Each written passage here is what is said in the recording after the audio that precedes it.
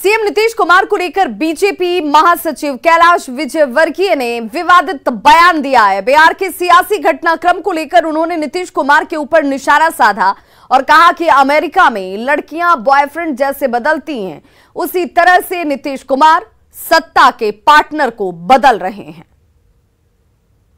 बिहार की सरकार बदली तो एक ने बोले ये तो हमारे यहाँ होता है, बोले बॉयफ्रेंड कभी बदल लेती लड़की।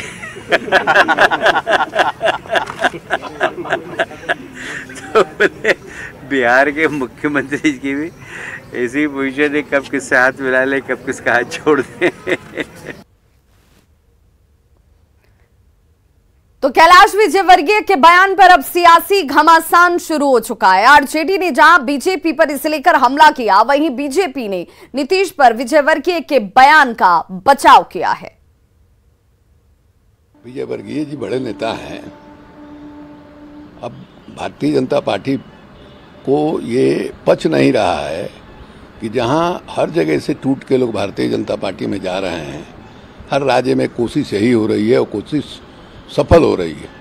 ये पहली घटना ऐसी हुई है कि जब नीतीश कुमार और उनकी पार्टी वो भारतीय जनता पार्टी से अलग होकर के भारतीय जनता पार्टी को चुनौती दे रही है। नहीं, हम विदेश गए नहीं हैं, तो वहाँ लड़कियाँ किस तरह से बॉयफ्रेंड बदलती है ये मुझे आइडिया नहीं है, इसलिए मैं इस पर कुछ बात नहीं कहूँ। लेकिन नीतीश कुमार तो बदलते ही रहते हैं। उनका कहने का तात्पर्य होगा कि नीतीश कुमार करवट मारते ही रहते हैं, जहाँ उनको पसंद पड़ता है आते जाते रहते हैं, और विदेश के बारे में मुझे जानकारी नहीं। तो बिहार की सत्ता में साझेदारी होते ही आरजेडी की हनक बढ़ चुकी है। इसकी एक कबानगी कटिहार के बरारी विधानसभा क्षेत्र में देखने को मिली, जहां जन सुशासन शिविर में पूर्व आरजेडी के विधायक नीरज यादव ने नल जल योजना में भ्रष्टाचार को लेकर जमकर हमला बोला। जेडीयू सांसद दुलाल चंद गोस्वामी और जेडीयू के बरारी विधायक विजय सिंह की मौजूदगी में ही ये सारा हंगामा हो रहा था। पूर्व विधायक नीरज यादव ने डीडीसी पर कई संगीन आरोप लगा दिए और इस दौरान डीडीसी और पूर्व विधायक में तू मैं शुरू हो जाती है। पूर्व विधायक ने यहां तक आरोप लगा दिया कि जब लोग शिकायत करते हैं तो अधिकारी संवेदक के बचाव में आ जाते हैं। वहीं डीडीसी ने सभी शिकायतों की जांच करने की बात कही है। सरकार के द्वारा कुछ भ्रष्ट अधिकारियों का यहाँ पदस्थापन हुआ है, वो सभी चोर बेईमान लोग हैं। और जब लोग जन शिकायत में, जन सुशासन शिविर में अपनी बात रखने आते हैं तो इंजीनियर और संवेदक के पक्ष में खड़े हो जाते हैं। जो सरकार की नीतियों और संकल्पों के खिलाफ है, ऐसे अधिकारियों को चिन्हित किया जाएगा। और खास करके जल नल योजना जो है, बरारी के 22 पंचायतों में एक बूंद, मैं कहता हूं दावे के साथ, जल का नल पब्लिक पी रहा हो तो मैं सामाजिक जीवन में नहीं रहूंगा। किसी भी पंचायत में उदाहरण के तौर पर जांच करा के दिखा दो। हर जगह ये समस्या है। पीएचडी डिपार्टमेंट के लिए जिला प्रशासन के तरफ से आपको विश्वास दिलाते हैं कि वो कैंप करा के जिसका जो एरिया है, एक एक योजना का विधिवत जांच कराएंगे कि टंकी की क्या स्थिति है, कितने घरों में गया, किसका कितना टोटी टूटा हुआ है, कहां तक पानी पहुंचा है, कितने बजे कौन चलाता है, सब की जांच करवा के जो उसका उपाय होगा वो किया जाएगा। तो सवाल उठता है और न्यूज 18 ये सवाल पूछता है कि सांसद को योजना में भ्रष्टाचार नजर क्यों नहीं आता? योजना में भ्रष्टाचार पर जेडीयू चुप क्यों है? आरजेडी के आरोपों की जांच क्यों नहीं होती है?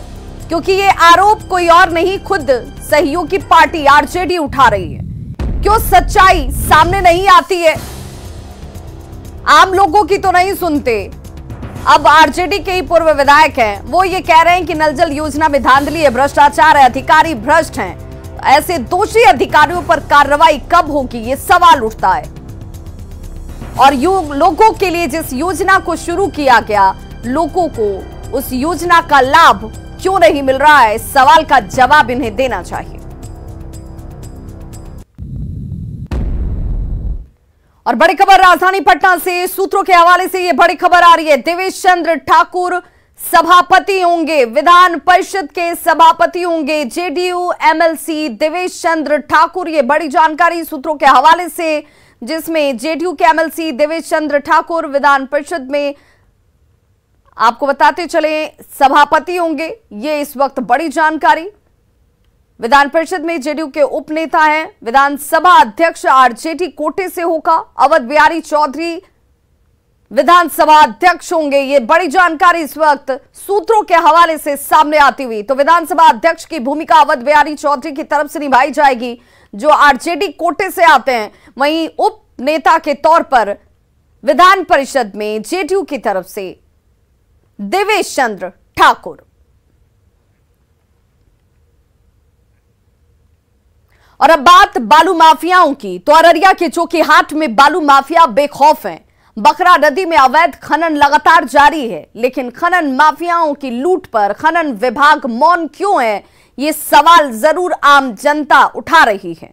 तस्वीरें आपके सामने, जहां पर जोकीहाट में उदा पुल के नीचे खनन माफिया खनन धड़ल्ले से कर रहे हैं और ट्रैक्टर से बालू का उठाव ताबड़तोड़ किया जा रहा है।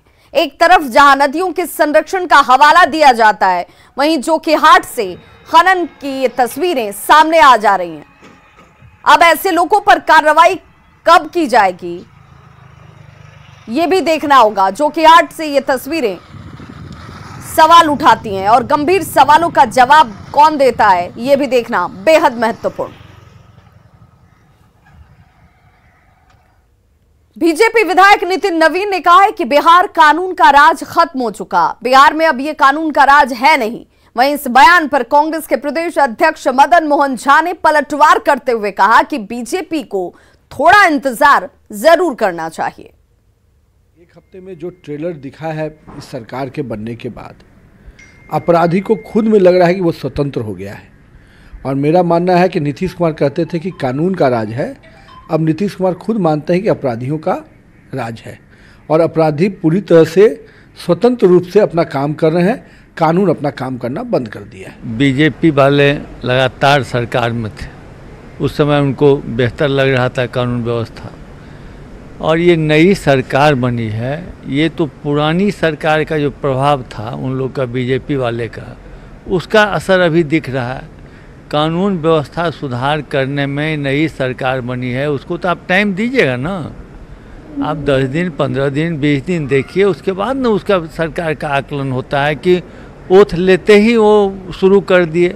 हम समझते हैं कि ये सब प्रभाव से, बयान देने से, इस तरह का प्रचार प्रसार करने से कानून व्यवस्था पर असर पड़ता है।